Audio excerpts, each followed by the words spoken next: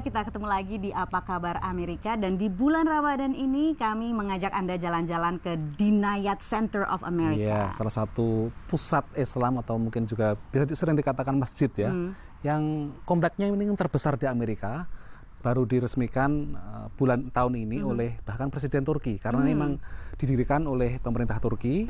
Kalau kita lihat dari arsitekturnya, bentuknya dan segala macam ini, kelihatan sekali ya ciri khas Turkinya ya. Iya, bahkan memang ini dikatakan ini meniru arsitek zaman Ottoman Turki. Dan juga semua bahan-bahan termasuk marmernya, kubahnya dan juga arsitek dan tukangnya itu diimpor langsung dari Turki. Ini memang benar-benar merupakan kebanggaan bukan hanya bagi diaspora Turki di Amerika, melainkan juga warga Muslim Amerika. Kompleks yang begitu luas, begitu sibuk kalau misalnya sholat Jumat, Idul Fitri, Tarweh Idul juga, Adha, Tarweh dan sebagainya, iftar. Dan uniknya berada di kawasan residential, kawasan perumahan di Landham, negara bagian Maryland, tak jauh dari Washington DC. Yang saya yakin di sini perumahan sebagian besar adalah warga non-Muslim. Dan saya sempat berbicara dengan salah satu anggota Dewan Masjid. Mereka waktu itu memang mengadakan dialog dengan warga di sini, karena memang harus mendapatkan persetujuan dari tetangga.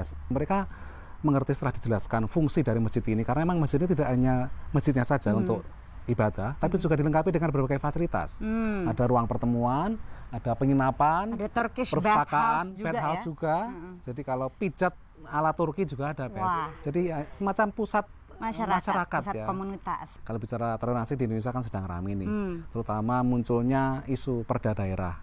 Ada yang mengatakan bahwa perda-perda daerah yang bernuansa Islami ya, itu dikatakan oh kok nggak toleran, sementara pembelanya bilang kan mayoritas. Jadi itu kita punya hak untuk memberlakukan perda yang bernuansa Islami. Yang konon kalau menurut sebagian pihak itu tidak sesuai dengan semangat persatuan dan keberagaman Indonesia. Nah ini menarik kalau ditarik ke konteks Amerika Serikat ya Pri ya, karena tentunya sebagai minoritas di sini Muslim Amerika sangat tergantung pada kelegowoan toleransi dan toleransi dari warga sekitar, seperti yang dialami di Masjid Turki Dinayat Center yang sekarang kita berdiri ini.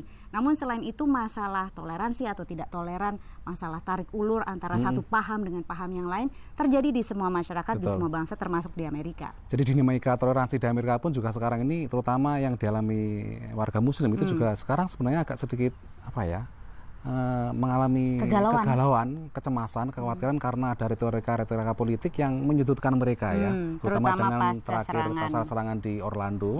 Banyak warga Muslim di Amerika yang menunjukkan simpati kepada mereka dan juga mengutuk serangan itu ya.